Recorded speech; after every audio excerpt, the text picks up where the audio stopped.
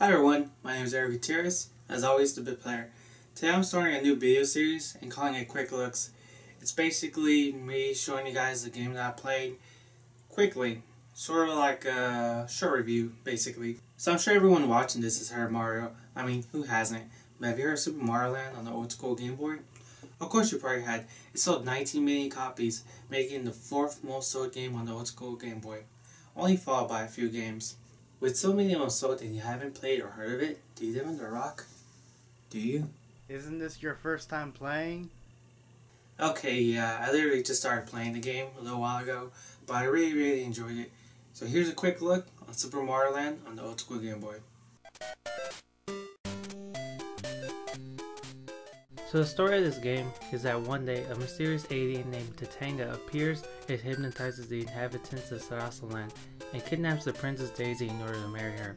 Mario hears of this and sets off to rescue her from Tatanga. Mario must now travel through the 4 kingdoms of Sarasa Land, beat Arbuto, Mula, Easton, and the Chai Kingdom to rescue the princess. But you would never know this unless you have the manual.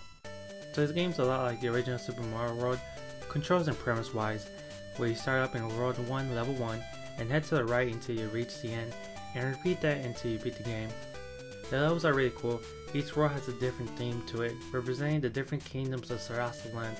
You go through deserts, pyramids, caves, and underwater. But I have to ask, what kind of place is Sarasa Land?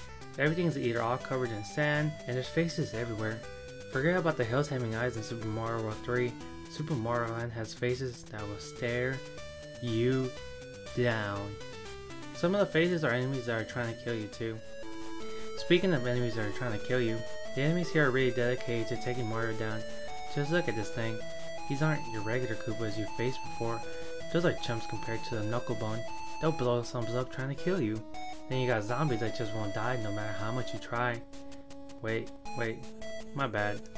The booklet says that they're Piompis and you just need the Super Ball to defeat it, which is this thing.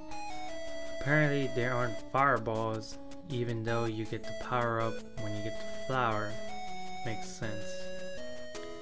The music in this game is the best quality. The music is just so catchy while playing this game. I was moving along to the song, which in my book means that it's great. You just have to listen to the soundtrack to get it. For the first time ever in a Mario game, you get to be in a submarine and an airplane that can go pew pew. I really like this part only because I like playing shooters. The only disappointing thing is that you only get to play these levels once. Because why? This game is really short.